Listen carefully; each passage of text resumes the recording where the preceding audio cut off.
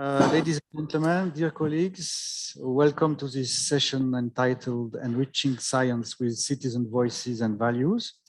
My name is Alain Kaufmann. I am the head of the Collaboratory, which is the participatory and collaboratory action research unit of the University of Lausanne.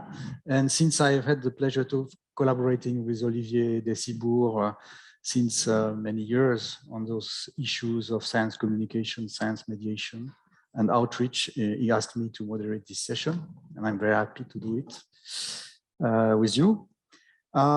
Just to introduce the item of this session, as you know, there is now near consensus on the need to involve citizens in scientific development and technological innovation. This means to integrate their experience and views into the way research is conducted. And to do this, it requires all kinds of approaches aiming at informing, but we know that simply informing people is not sufficient to achieve the goals that are discussed in this summit. We need to consult, so consulting, we need to involving, and even co-produce research with concerned citizens and concerned groups. So the questions we want to address with our panel today are the following. First one, what are the best ways to involve citizens in the scientific process? We could add also the technological process, since as you know, science and technology today are closely connected. What can and should citizens contribute to the most advanced scientific disciplines? And finally, how can policymakers design frameworks that help citizens and scientists to interact? So to do that, we have 5 people, 5 guests. The first one, I will introduce them first, and then we'll give the floor to them. First is Nicola Foster, is there on the screen. So Nicola is among many other things, but you can have the full CVs of people on the web, so I won't go into details. He's a co-founder of the Swiss Think on Foreign Policy for House. We have Samira Kiani. She is associate professor at Liver Research Department of Pathology at the School of Medicine at Pittsburgh, University of Pittsburgh. And she's also co-founder of SafeGen Therapeutics and director of Tomorrow Life. She will tell something about Tomorrow Life project just afterwards. We have Simon Niemeyer on the screen also. He is director of the Center for Deliberative Democracy and Global Governance at the University of Canberra and project leader of Global Citizens Assembly on Genome Editing, so things about CRISPR-Cas9 and those stuff. And we have Claudia Schwalitz just here. Claudia is policy analyst and leading work on innovative citizen participation at OECD Open Government Unit. And she's also a member of the Democracy and R&D Network in France. And finally, we have, yes, welcome. Namoketi Fakeng, she's a mathematician. She's a professor of mathematics and teaching of mathematics. And she's vice chancellor at the University of Cape Town in South Africa. So what we would like to do first is to ask Nicola to show us the project he was realizing for GESDA. So let's say a web data mining called the Pulse of Society, and he will first deliver some results of this project, which will be a very good frame to discuss the other issues in our panel. Please, Nicola, you can share your screen if you can. Thank you very much, Alain, and good to be here. I'm joining you from Abidjan and in Ivory Coast, and I really hope that the connection is stable and that I'll be able to share my screen with you. So the project we've done with GESDA was together with the Center for the Long View, and we developed a tool which is called Deep View. And for the exact findings, obviously, I just have a few minutes now. So for the findings of the project, you can find them in the breakthrough radar. So what is the Deep View tool, just for you to understand it better? It's kind of an AI-based research and trend sensing tool, which combines machine objectivity with human intuition. As you all know, on the internet, there's a lot of unstructured information. Actually, it's 80 to 90% of all the information you can find on the internet. So it tries to scrape all this unstructured information and then use AI to mimic human comprehension and detect patterns and interrelations. So the source for this whole project was over 500,000 news and blog sources, as well as social media data sets from Twitter, Facebook, Instagram, Reddit, and so on, and even Amazon user reviews. So in total, it was more than 1 billion documents that were used. The goal of this is to kind of analyze citizens' views on new developments in science. So the question, how is scientific advancement or some technology perceived by the public, or let's say by an interested public? It's not as broad as that. Obviously, if we talk about quantum, not everyone will be able or will be willing to engage in this discussion.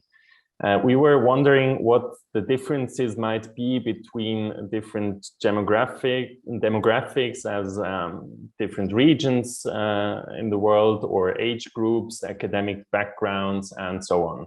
We wanted to know we conducted kind of a sentiment analysis. So is this topic, for instance, quantum, is it controversial? What are the positive or negative sides which are perceived?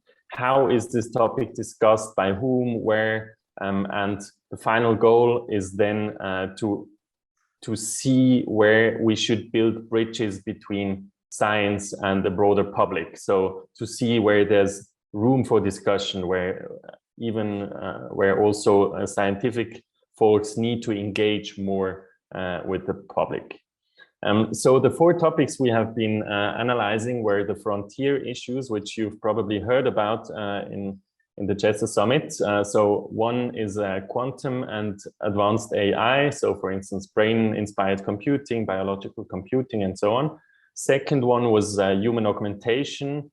For instance, cognitive enhancement, human applications of genetic engineering, radical health extension, consciousness augmentation, and so on. Number 3 was eco-regeneration and geoengineering. For instance, decarbonization, future food systems, space resources, ocean stewardship. And the last one, which I'll talk about now, is science and diplomacy, which is obviously a very broad topic. For instance, we have been talking about complex systems for social enhancement, innovations in education, computational diplomacy, or sustainable economics. So in the next few minutes, I can just give you a short glimpse into the findings, obviously. But I hope that this can also stimulate the discussion we're having on this panel. So I'll try to share the slides now. Hope it works. Maybe with a little delay.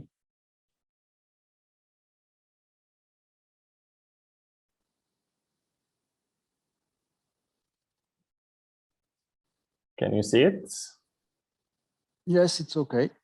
We see it. Okay, perfect. So here on this slide, you can see that on the bottom, you can see the 4 frontier issues: human augmentation, advanced AI, quantum, eco-regeneration and geoengineering, and science diplomacy. And then we have divided by region, sentiment, age, education, and sex. And with regards to the region, we can see that obviously North America and also Europe dominate the global discussion. Obviously, we also have a bias because most of the sources are in English language. So this leads us to a strong focus on North America and Europe, which we can later maybe discuss on the panel. Then the sentiment, we can see that there's like a big difference, as for instance, eco-regeneration and geoengineering is perceived very positive by most people engaging in online discussions. But for instance, quantum and advanced AI, people are much more afraid of these topics. So you can see that there's more, it's more shifting towards the negative sentiment. The age, with regards to the age group, so you can also see a difference that, for instance, younger people tend to talk more about environmental issues, eco-regeneration, geoengineering issues, and older people maybe engage more on topics as human augmentation. I mean, obviously, this is not very exact science, but just to give you a tendency. With regards to the education, we can say that mainly highly educated individuals engage in this discussion, but also there you can see some differences. For instance, quantum and advanced AI as a very complex topic, obviously it attracts more voices which are highly educated. And as we all know, with regards to sex, males dominate the discussion also in this space with 66% average share, and especially on quantum and AI, we have a lot more males engaging. Now, let me show you a second. Can you see the slide? Yes. Yes, maybe the technical staff can remove the view of all the speakers so we can have a look at the full frame. Thank you. So now we're only talking about science and diplomacy. So just one of the four frontier issues. Here you can see that, for instance, in North America, the biggest age group which is engaging in this discussion is 55 to 64-year-olds, mainly people coming from professions as office admin, politics, law enforcement, and so on. So mainly professionals engaging in this discussion, which is very different, for instance, in Asia, where the biggest age group is the 18 to 24-year-olds, or also in South America and Africa, much younger population engaging on this. So here you can see some differences between the regions. Let me show you a third slide. And as I was saying, I mean, there's much more information, obviously, in this whole exercise, but I just try to give you a small glimpse. Here you can see this sentiment analysis. So the overall sentiment is pretty good in the field of science and diplomacy. And for instance, we can see that some positive sentiment is centered around sustainable economics, innovations in education, design for values, advances in science diplomacy. So there, a lot of folks are engaging in a positive spirit. Then we also have some neutral mixed sentiment, for instance, on climate externalities, for instance, diplomacy also, and negative sentiment on digital democracy, for instance, voting safety, very, very strong point in Africa, for instance, validity and e-voting systems, as well as general authority, and so on. So there you can see that there have been also very negative sentiments. Also on automation and work, people are scared of losing their jobs with the automation going on and so on. And the last slide also quite interesting. It's a bit complicated, but if you look at it on the y-axis, you have the social engagement. So if something is up on the upper side of the curve, it means that there's a lot of social engagement. So a lot of people talking about the issue. And on the x-axis, you have the number of publications on the issues.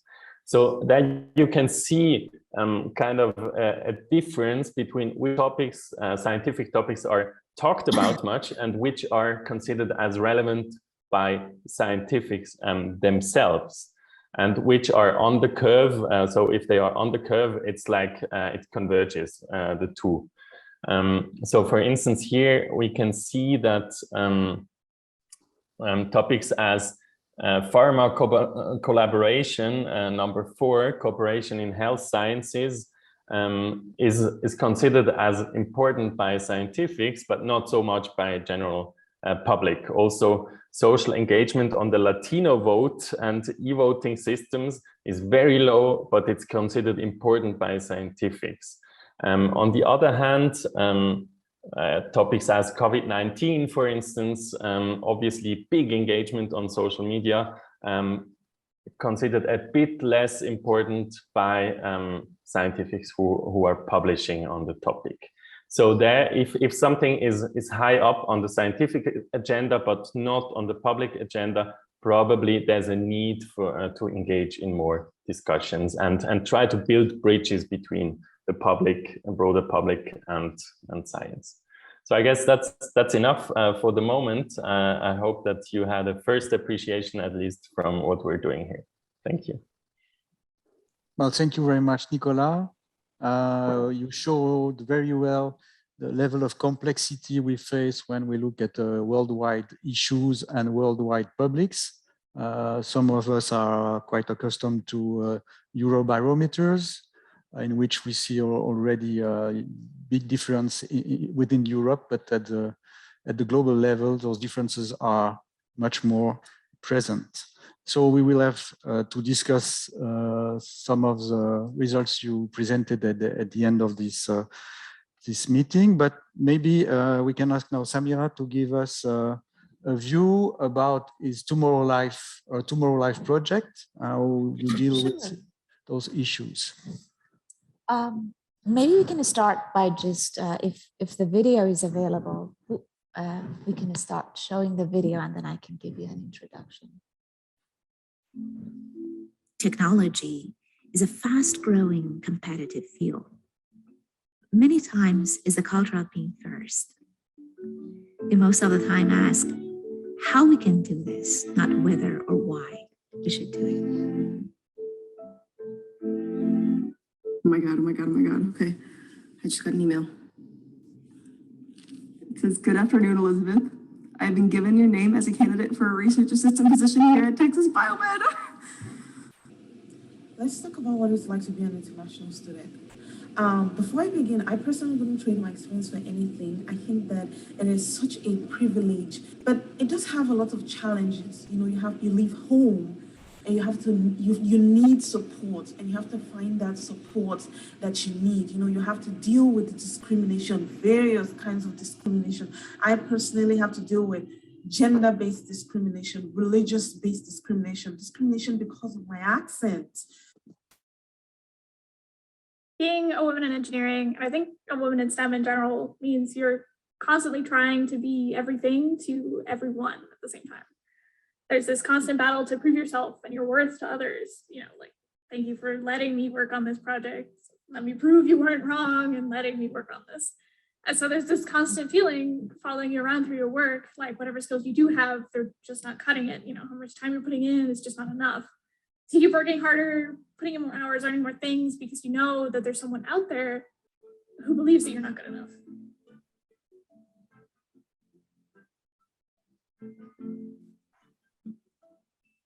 Right now, you are in the watch area.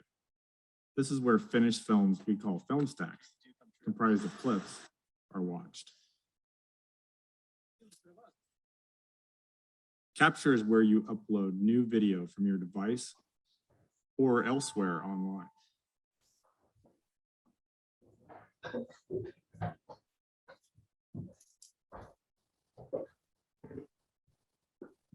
Use the plus button to add clips from this film stack to your film stack. In the stack area, arrange the clips you added to make your own film. When the stack is finished, publish it to a project and share it on social media for the whole world to see. Use these bottom tabs at any time to return to the watch or stack areas.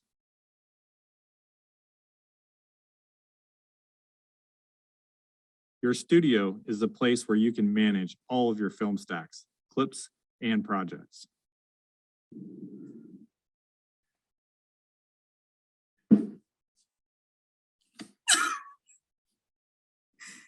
You're hired.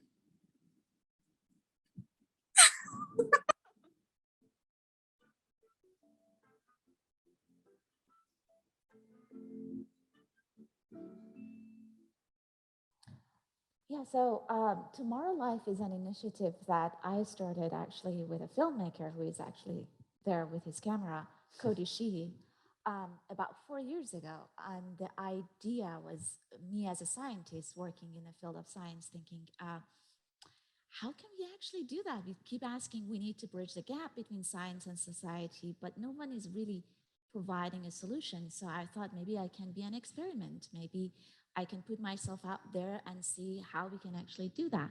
And in a conversation that I started to have with a filmmaker, we started to question how humans connect. And one of the core of this connection was like, this emotional connection that we can build between us. And one of those, elements of that was the power of the storytelling, because all of us connect with the stories and especially visual stories.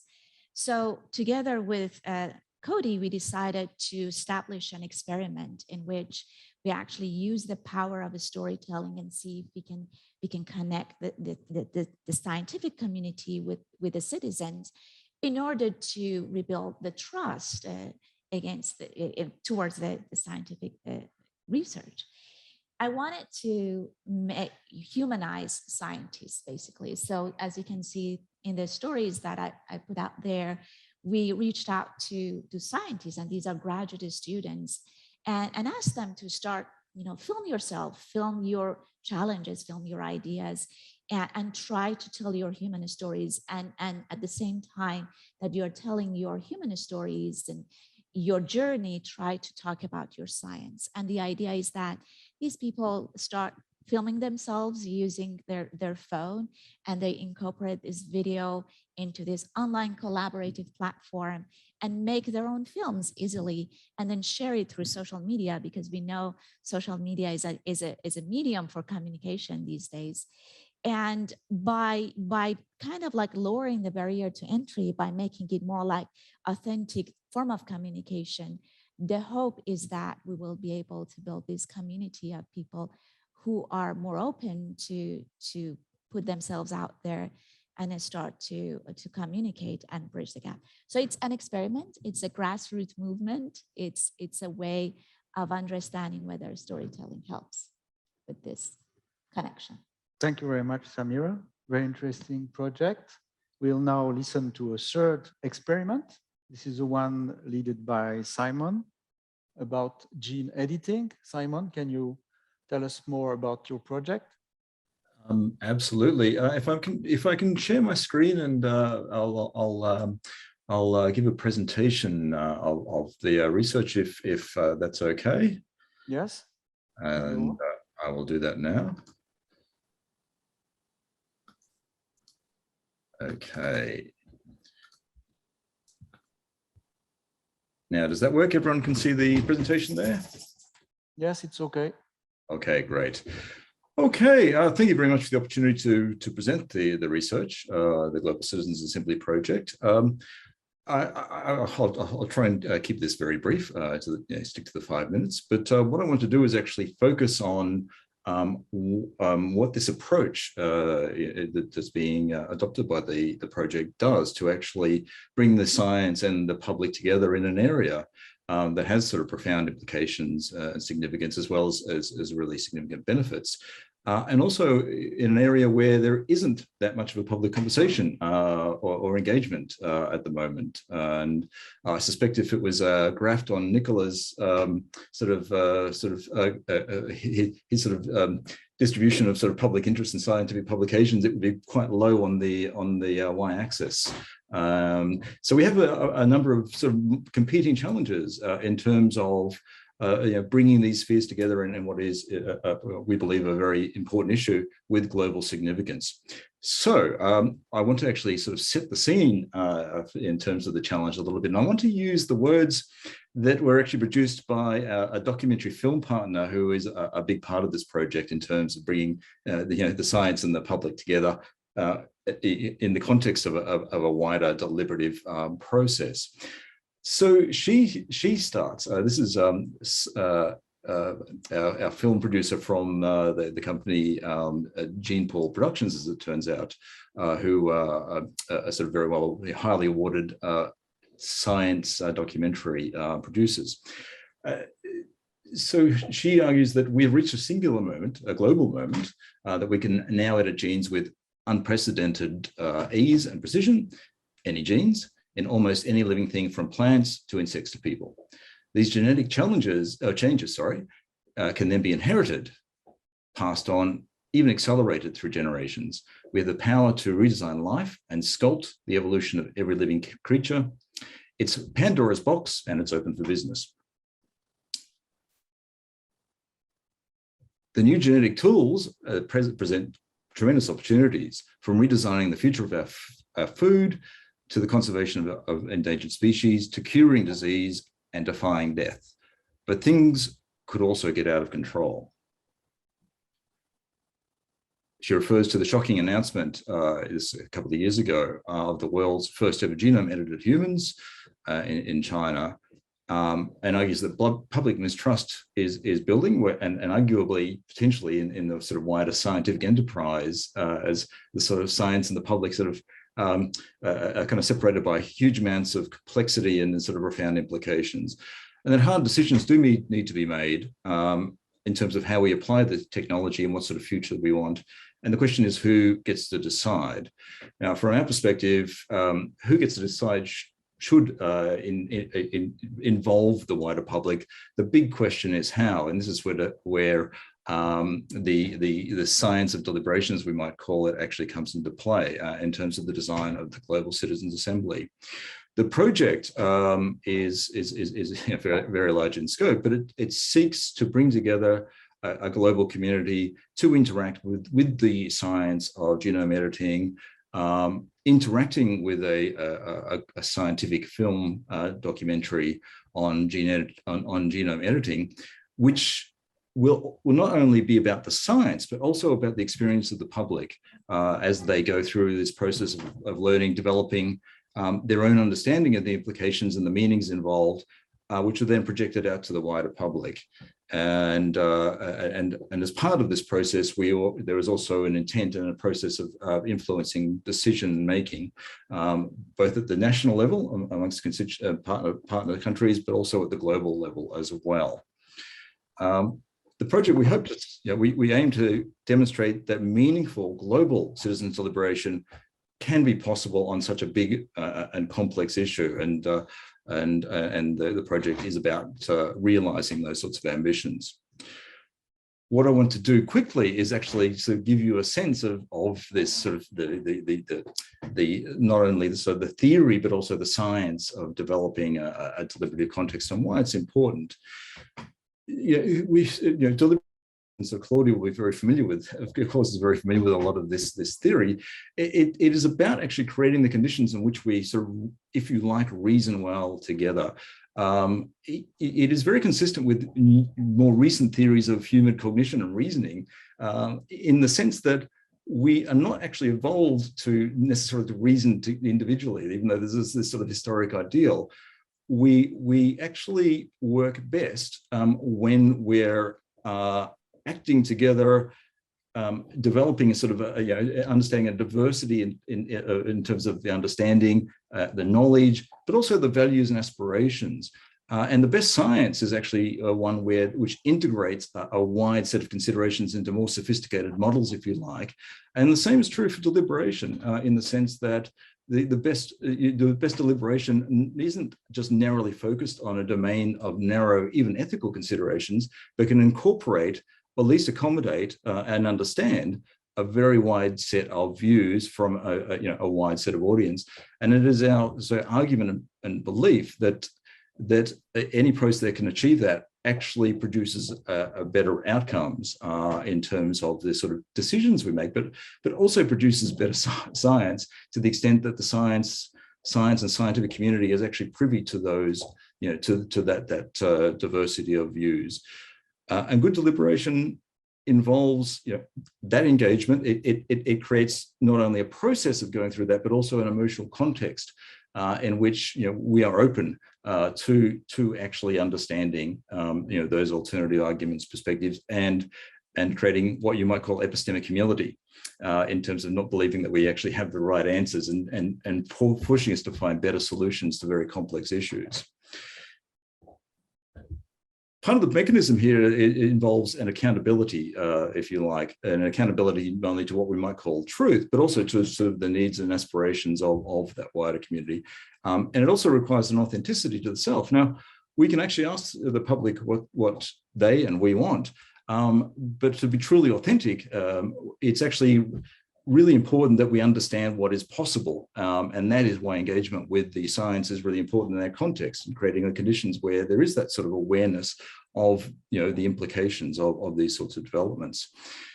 So what happens when we actually create these conditions, and this is sort of a science that we're developing around this, is one that produces a very sort of a higher degree of sophistication and reasoning. And I just want to sort of demonstrate how this works and how our own research actually informs the design of these sorts of processes. And very, very briefly, what I'm showing you here is a series of graphs which actually show how, if you like, a form of shared rationality emerges during a deliberative process compared to sort of just out there in the wider public under sort of less deliberative conditions. What we're going to be looking for is this sort of convergence of these points towards the sort of 45-degree line, which sort of reflects, according to a kind of a sort of more detailed theory, the realization of these conditions producing much more sophisticated engagement with knowledge and difference.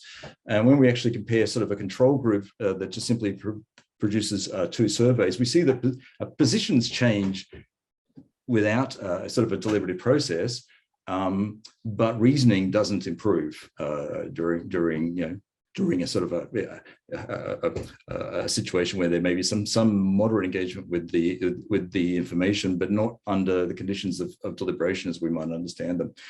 We compare this to a standard deliberative process. It's very hard to sort of say there's a standard one, but one without a particular design that we're testing for here. And we can see that there is actually some convergence in terms of this shared reasoning, but it's not particularly marked. But when we actually implement a process of really trying to create the conditions in which it feels safe, and we sort of break down the ideas of sort of small, narrowly construed identity, if you like, and thinking sort of a bigger picture and engaging with the information under high quality conditions, we get a much stronger convergence, and we can sort of cross-tabulate this with the sophistication of positions that emerge and the real engagement with issues and the implications. The thing that's very interesting about this is actually citizens are often better at this from the evidence that we have than experts, if you like. There's actually, it's easy to engage much more laterally on these issues when you are less steeped, if you like, in the science in terms of all the ethical and social implications around particular issues. And this is true for sort of entrenched stakeholders and decision makers sometimes as well. And so it's like it's an empirical demonstration of why the public view is really important in engagement here. Now, and this is actually sort of an index that we've developed that actually sort of measures that improvement during that process. Now, this is important in terms of internal design of a deliberative process, but one of the big challenges that we also face is actually to realize these sorts of effects in a wider public, and that's another important feature of the design, an issue that has a global implication. So I will sort of finish my presentation in terms of the broad contours of the design that we're working with in the Global Citizens Assembly. The Citizens Assembly itself it will involve a 5-day process, which is sort of We would like to actually have a much longer, but we have a lot of constraints in terms of sort of costs and so on, bringing citizens from around the globe to one place. It's going to be in person, and one of the reasons for that is that there's filming involved, but there are also arguments, we believe, for actually having a face-to-face process, which is of course very difficult in the era of COVID. Which our plan is to actually implement this in 2023, and hopefully it is okay by then. The first day will involve sort of a kind of an information updating and documentary viewing and engagement with the science, and then the subsequent 3 days will be involved with working through the various types of application, culminating in a day that is dedicated to working through the sort of implications and producing recommendations, with a break in between for reflection and engagement, and actually more informal discussion on the process. Now, what we do know already is that this is a very technical issue with a lot of sort of science involved. And from experience at the national level, we know that it takes some time to get to that process. And what we're going to do, partly to overcome this, is our aim is to select participants from national level global deliberative events that actually have gone through the science on a particular case, and then we're going to bring that experience to the global level. And part of the reason for that is that we're actually generating a public conversation at the national level that actually engages with local sort of cultural knowledge-based circumstances, and it can actually develop a view that we then or views, of course, that we bring to a global conversation.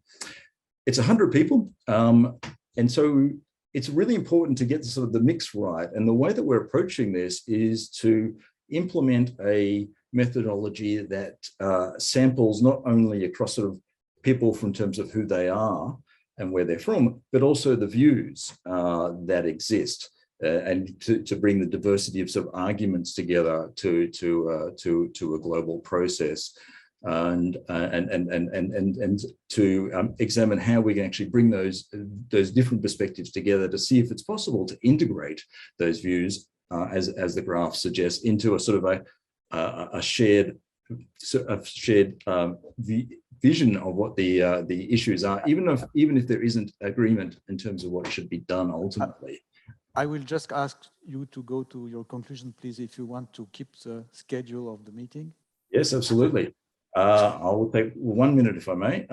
So we're actually going to be bringing together national views, a 5-day process, a documentary input, engagement with the scientific community, and then the output involves engagement with national decision makers. But the important part here is it actually engages the public via the documentary, and we want to sort of see if we can replicate the sort of impacts we have inside the process, outside the process as well. And that, I think, is where I'll conclude the presentation. My apologies for going so far over time. Thank you very much, Thank Simon, for this very interesting point about deliberative democracy. And of course, the issue here is what is the impact, what is the political impact of deliberative democracy on decisions, but we will come back to it maybe later. And now we will ask our 2 other panelists. First, Claudia, to comment about the 3 experiments and how they see their possibility to impact decision-making about science and technology, maybe. Yeah, perfect. Thank you, Alan. And thanks for those 3 presentations. I think it was good to have this diversity actually of the different approaches to engaging citizens, because we saw with Nicola's presentation, well, actually, I see that less as a form of citizen engagement, actually. It's more of a social listening exercise to see what more engaged people are already saying and who are those people. So it gives us a sense actually of where these conversations are already happening, who's engaged in them. I think we're not too surprised to hear that it's mostly well-educated people, more men than women and so on. But now we have the data behind that.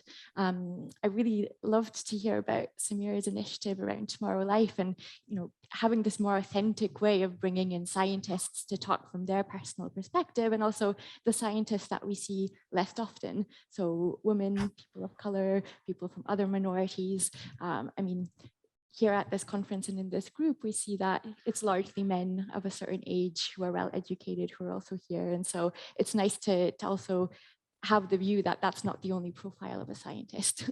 And Simon's initiative, which I'm personally the most familiar with, because a lot of my work at the OECD focuses on public deliberation in particular, I think is that next step of really connecting public input into decision making, because it's about creating the conditions for a diversity of people to be able to grapple with complexity, to hear from a wide range of scientists, of experts, but also stakeholders, and then to work together collectively, because that's also part of the explicit aim of a deliberation, is actually to find the common ground. So we have this complex issue. There's lots of different ways we could handle it, but where could we find some agreement about how we should be taking decisions about it, whether that's around regulation, whether it's about should we even be using this technology at all? You know, I think one of the reasons why public deliberation is so important on this is that these are not just technical issues. These questions are really about what kind of society do we want? And so that those raise moral questions, ethical questions. Those are questions for political and societal debate. And I think that what we've seen as part of the rise of populism, part of a rise of distrust in government and also in experts, is because a lot of these political questions have been put to a more technocratic approach of let's just deal with them with the experts. Whereas actually these are societal questions. And I think it's very legitimate that people want to be more involved in this debate, that people should be involved, and not just people, but making that effort to make sure that it's a diversity of people. Because as Simon was showing with the evidence there too, that having that diversity of everyday people actually leads to better decision making as well. And there's a whole range of literature from psychology and business and political science, which also demonstrate that too, because experts tend to reinforce each other's views rather than bringing in completely new ideas. And then, as I say, it's not just about the expertise, it's about these values-laden questions, which, you know, there isn't like a correct right answer. It's for us as a society to decide, but it's important that we create the conditions to actually be able to grapple with that complexity and come to some form of consensus or shared view on the way forward. So, so those are just some initial reflections on that. Thank you very much. And effectively, we have a full-size experiment with the anti-vaccination movement everywhere, which showed that the usual approach of teaching from the top to people down, scientific truth is not producing any effect, and we have a real dilemma here, and we are showing this dilemma with experimental data for many years, but yeah. I mean, we also see that there's the correlation between the people who distrust government, who distrust the vaccines. So that's why we can't ignore this and treat these as separate things. So we of course, we can consider we have a scientific deficit, but we have political positions in the anti-vaccine movement, and it's a totally different framing. And maybe we'll ask now Mamok Getty to give us a review from South Africa about those stuff. Thank you very much. Thank you very much. And I want to agree with Claudia. But I thought the way we can think about the question is to start with why. So why involve society? There are many different reasons, because once we get to the why, then we can ask other questions. And I thought the different reasons why we want to involve society have been talked about earlier in sessions this morning. We do want to involve them as informants, as collaborators, as adopters, as learners, or as what? That matters, because then we would say, who in society do we want to engage, and how do we engage them, and what does that engagement look like? Because if you think about who, I mean, there's a whole lot of people that Nicola's initiative, Nicola's analysis missed out altogether because it looks at social media. So it's a question about who goes there.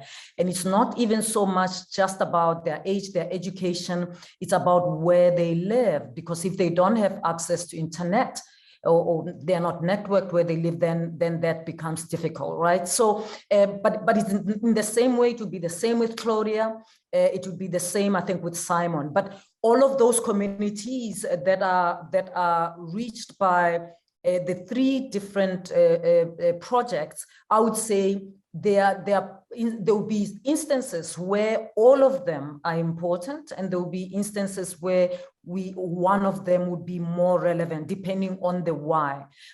So I think that's key. But one of the things that I think the three initiatives didn't focus on is, I think, Simon, your initiative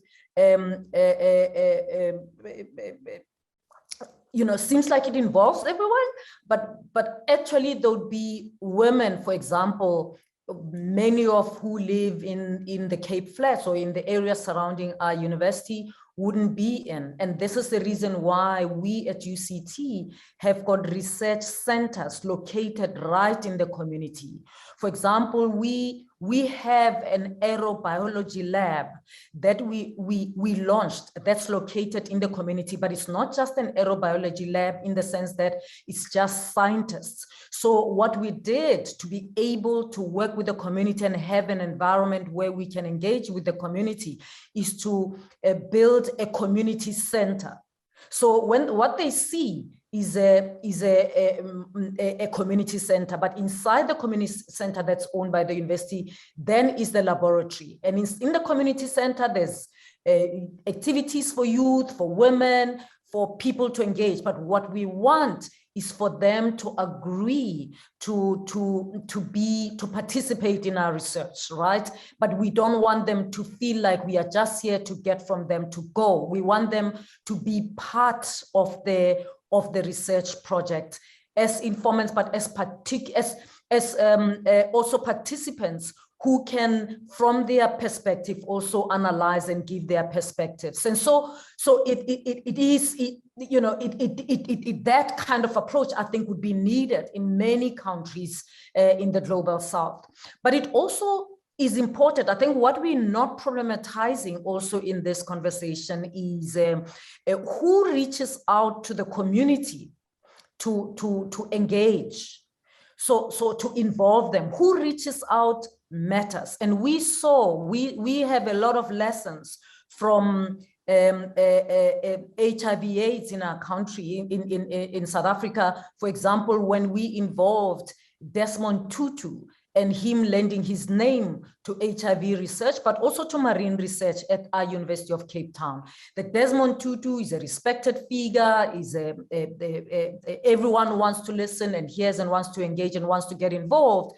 And so we lended his name to use that as a way to get credibility and trust, because trust is key. We want people to be involved and to engage for different kind of reasons. But if they don't trust, then they pull back. How we get them in and to trust, it's also where we would get a name or people who the community can trust.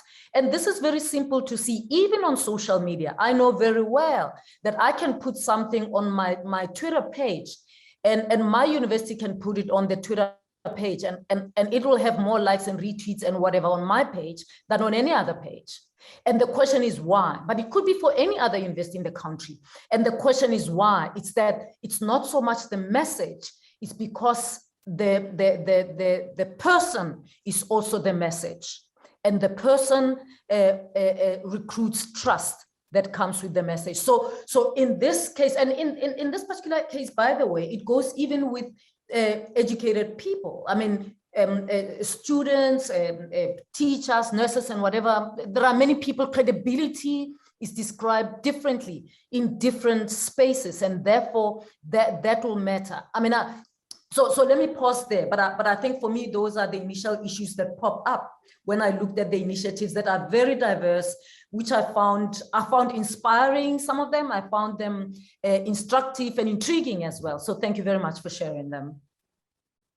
Thank you very much, Mme. Getty. So you come back again to a very important point, to the relationship between the scientific knowledge deficit framing and the trust framing, and the role model also. And of course, if we come back to the vaccination issue, if we only put some advertisement in the public sphere to tell people to vaccinate, even showing, and if we don't work with communities, religious leaders, NGO leaders, we won't achieve a good job on the long term. So maybe it's time to give to the floor the opportunity to intervene, and you can ask for a microphone to ask a question or make a remark or make a critique. It's not only to ask questions, but to give also your point of view about those issues. Who would? Okay, the mic is there. I would like, yes, please. Thank Jérôme Bellion-Jourdan from the Graduate Institute. I'm director of the International Negotiation and Policymaking program at the Graduate Institute, formerly a European Union diplomat. And since I left the EU, we've explored with a group of individuals from international organizations, governance, business, and civil society and others, precisely this issue of how to go forward with inclusive negotiations. My experience, obviously, of intergovernmental negotiations and multilateralism as it is now shows that there are obviously limitations and questions on how to move forward with inclusive negotiations. But what I think is crucial, and I'm really thankful for the questions raised by, particularly by Getty, is the set of questions and the framing to get it right. And one of the reasons why we have not moved forward with this project of an inclusive negotiation, which was meant to be for the negotiation of a charter for shared humanity in the light of COVID-19 and how we build back better on what foundations, and to see whether we can have collectively as humans a conversation and defining the foundations for the new phase, bringing in also all the elements of science and new texts and all that.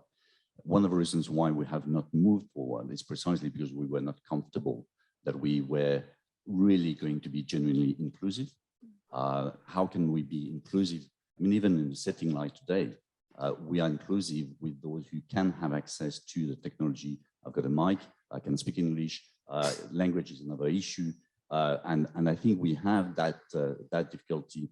But I think there are ways, and that's where science and technology can probably help us as well to move forward when it comes to language. If we want to have a truly inclusive conversation at the global level, that would require having simultaneous interpretation. Technology tomorrow and even today, more or less, could help us towards that. But then the next challenge is to make sure that we have all the right people in the room, in the virtual rooms. So I think these are critical questions, and I'm really glad that we have this opportunity to get together to try to at least frame the right questions, make sure that we get to the right answers, because I think the worst that could happen is to develop models of inclusive negotiations, inclusive deliberation, and then if we get it wrong, then we would replicate the distrust that people, citizens worldwide may have in institutions and in the way our societies function.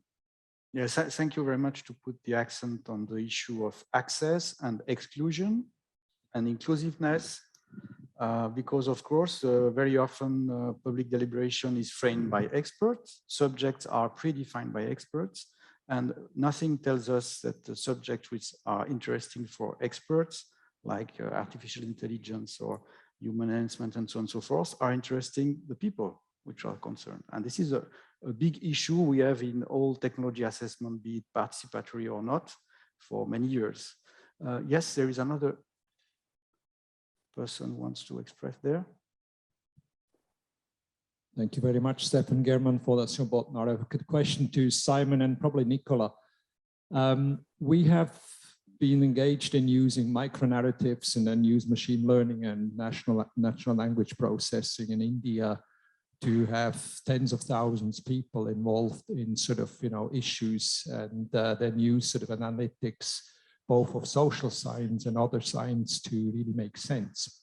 What do you see the future of using micronarratives and use AI technologies to basically have a much quicker real-time, large-scale sort of citizens' views on things? So maybe Simon can answer to this very precise issue, and then we'll give the floor again to Boris Engelson. Yes, please go on, Simon. Okay, well, thanks very much for that. Well, I guess I should predicate any response by belief that I don't think mine or any other sort of particular model is the solution. We're actually, we're talking about a portfolio of approaches to a very sort of complex challenges, and I'm not very comfortable with actually proposing that this is the solution. And so yeah, in terms of sort of the use of micronarratives, I mean, I confess I'm not particularly familiar with the approach, but as I think I understand it, I think it has a place in terms of understanding the sort of aspirations, perspective of a wide set, a broad public.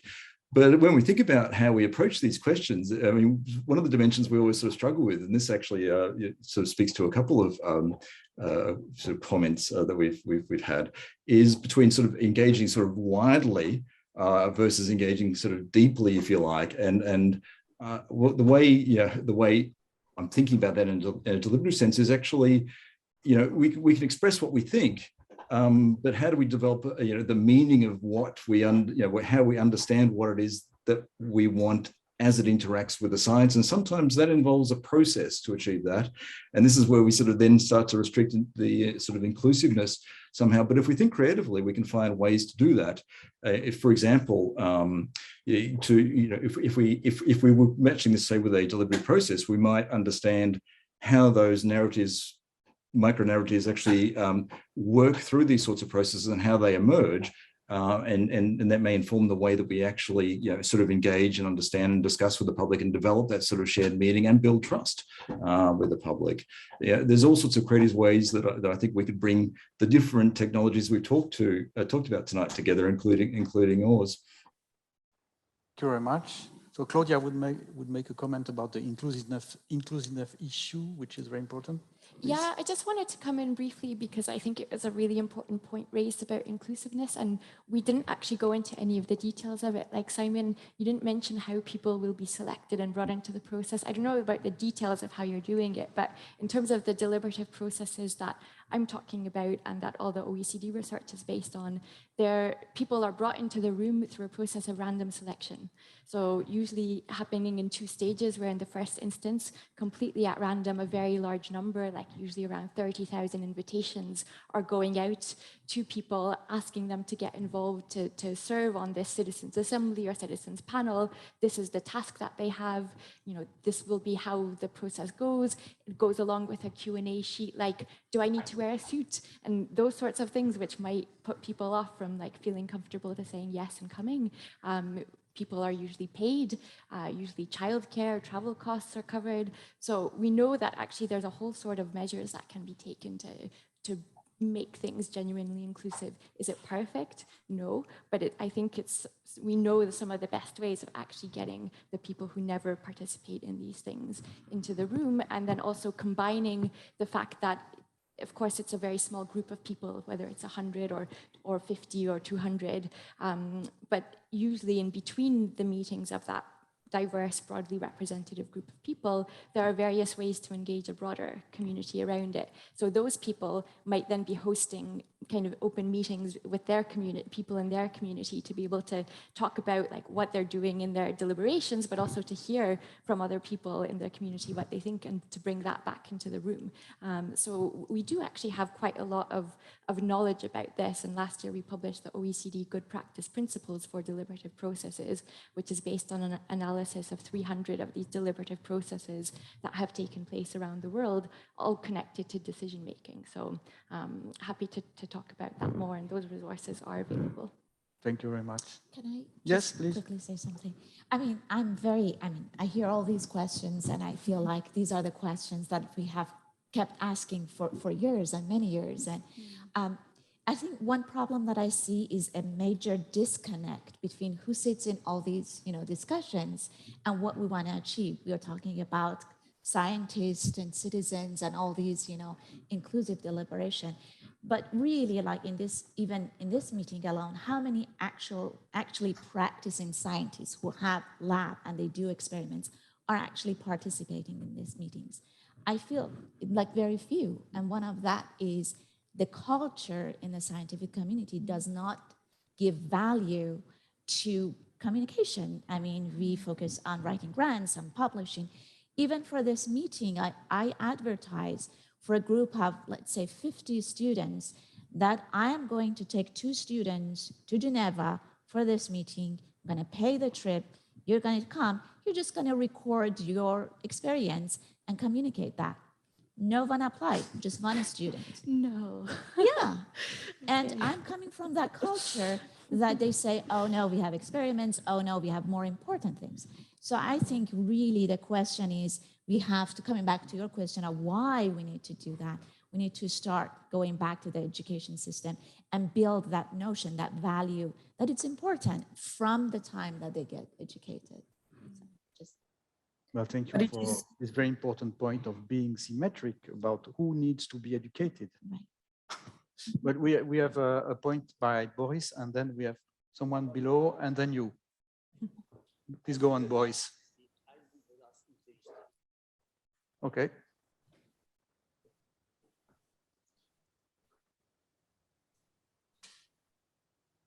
Thank you.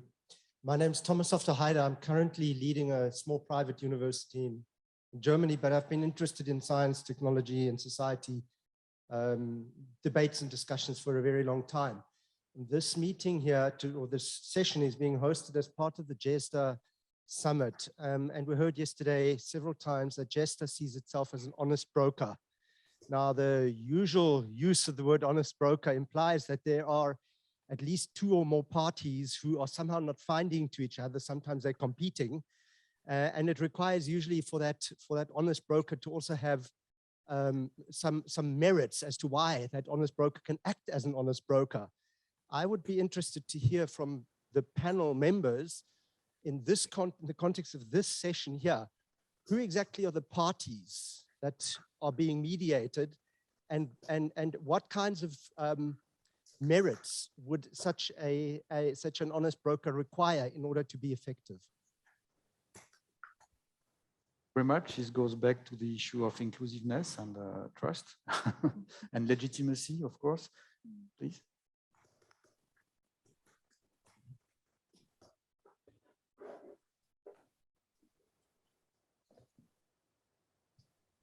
Neil Davies. I'm at the University of California, Berkeley, but actually I live and work at a field station that the university operates, and I very much appreciate Getty's comments there, because I've lived there for 20 years in French Polynesia.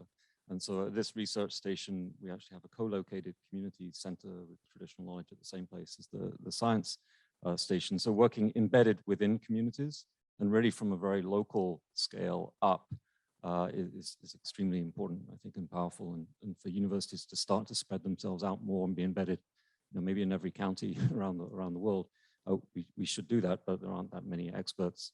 But what I really wanted to ask is I love this approach of citizen assemblies, and we're actually organizing one in French Polynesia, and be really interested to get some advice on that in the coming year.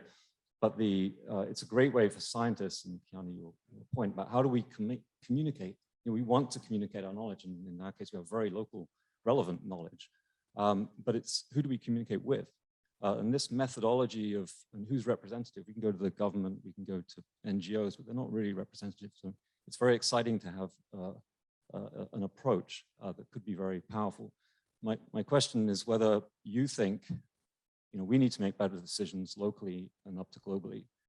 The deliberative democracy wave, you know, is happening, and it seems very encouraging.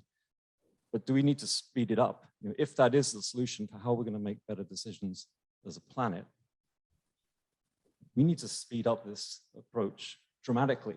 And it seems like it's a little bit, oh, this is an interesting research project, and yes, it could be better. You know, we need to accelerate it in the next few years if we're going to make the decisions we need to make by 2030. You know, we can't arrive at this by 2060. So if it is potentially the answer, how do we accelerate it? Can I just quickly comment? I think it should be a loop. It should be a top-down and bottom-up approach. And I think we normally think about top-down developing these bodies who kind of like say, this is what we should do or should not. But I think it's about building new norms and behaviors from bottom up. And we need to start from there as well, or, you know, in parallel with the other approaches. Maybe modify the criteria with which we evaluate scientists in universities to make it possible to them to involve really in those issues. Otherwise, we won't be at the level of the challenges. This is my point. But Member Getty, would you like to comment on this, on the issue of how to accelerate and who can be an honest broker for doing this job? I mean, I've been thinking about Thomas's question about who can be an honest broker. And perhaps Thomas can elucidate this as to what makes GESDA a not honest broker. Of course, it is not a representative body, but I don't think it was set up to be representative. And this is a start. So this is the first breakthrough radar that we are publishing. These are difficult questions, but it's an important thing to focus on. And this is where the conversations about how do you involve all the other voices, important voices around the world. And that question about involving and hearing all the other voices around the world is on the table. What is the best way, not only in terms of involving voices in terms of their expertise, but in terms of geographical space? But from where I'm sitting, in a politically probably not as deeply embedded as Dr. Thomas Hausen, I would say I think Geneva is probably the most trusted to do this. At least they've distinguished themselves in doing this kind of work, Thomas, and I'm quite happy for you to actually tell me, you know, so that we can have that conversation. So I think that I mean, I would like to offer that as my response in terms of that question. I hope I'm not off the mark completely. Thank you very much. Yes, please, Nicola, briefly, if you can. Yes, of course. Maybe I can add to that. Obviously, Switzerland very often plays this role or as a neutral country, bringing together different fields, different actors which have interests.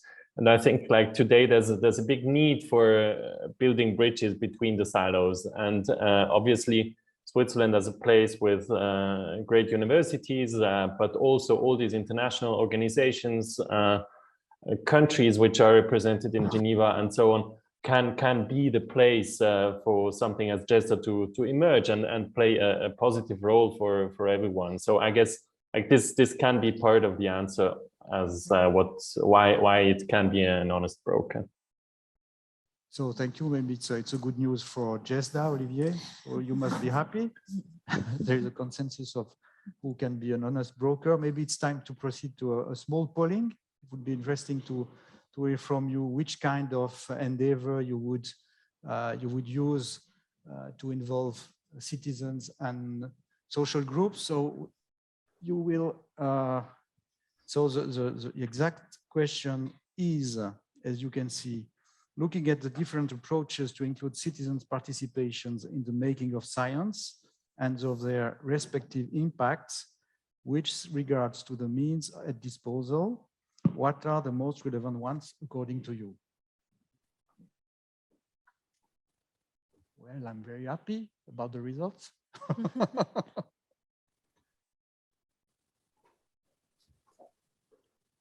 Okay. Nobody for citizen science, interesting.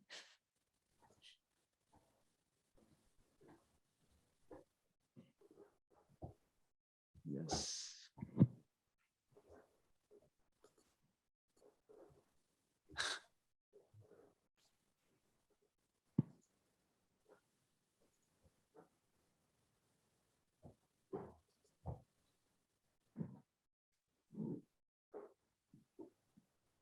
Thank you. I think we can consider it's closed. Of course, we should have been doing a control test at the beginning, but we had not time to do it. But I think we can make some collective comment with the panel about the results. But what is very striking is that what you find more important and more effective, knowledge co-production, it's very rare in your institutions, rarely developed, not financed. Scientists are not very much encouraged to do it. So we have a big problem there, as you can imagine, because even the Swiss National Fund, for example, is not really financing this kind of endeavor. And we have the Lennart's Foundation in the room, and the Lennart's Foundation is doing the job, for example, here in the area.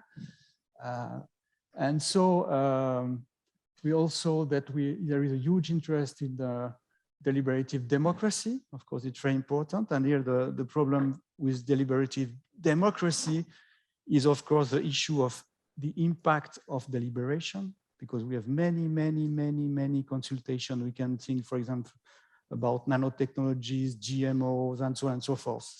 Hundreds of citizen conferences with almost, let's say, no direct impact on decisions, no follow-up, no innovative devices to include recommendations in research or in knowledge co-production.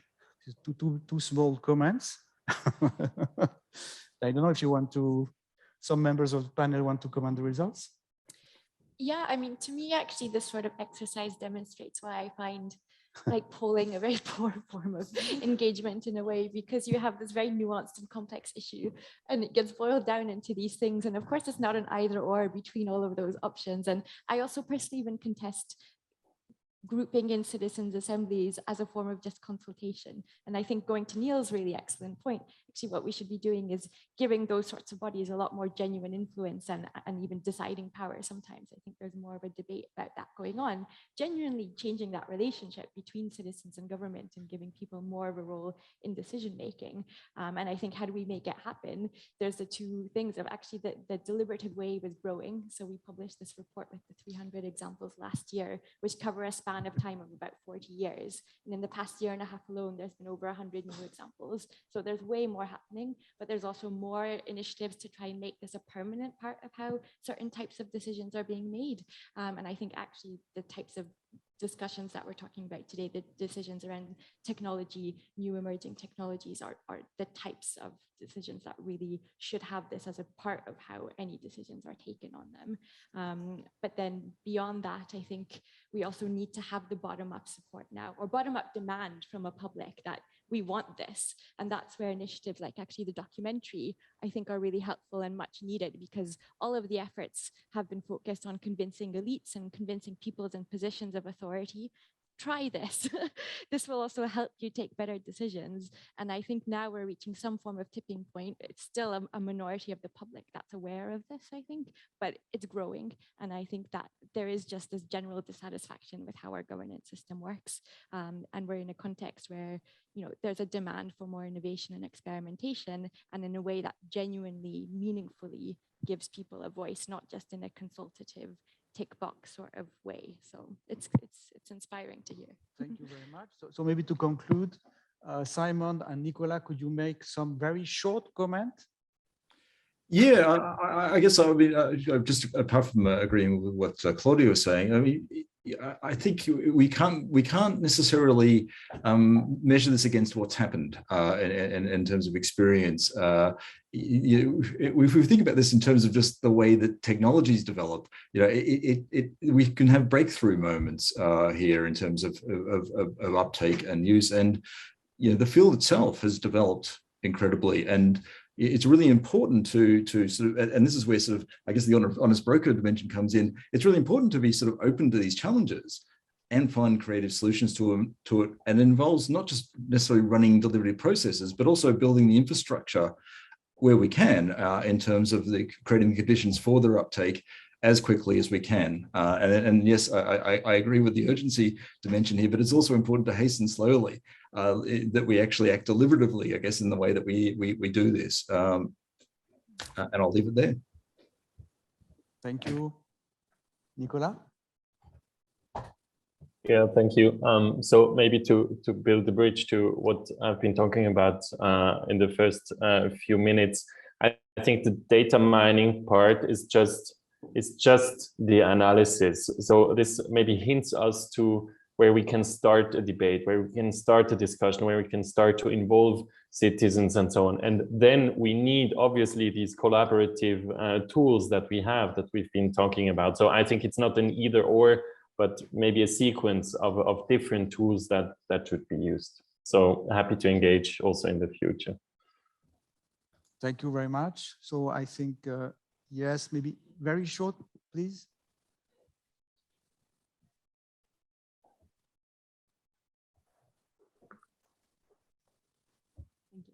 My name is Valentine. I worked on the project with Nicola.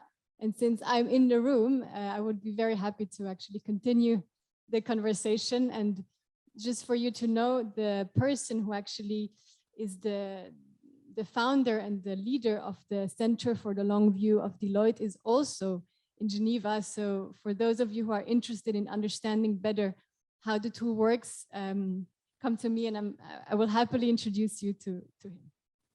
Thank you very much also for the very, very relevant and essential questions about inclusivity and communication that are raised and discussed here.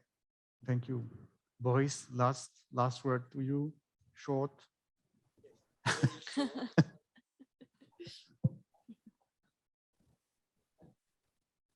These are not the question I already meant.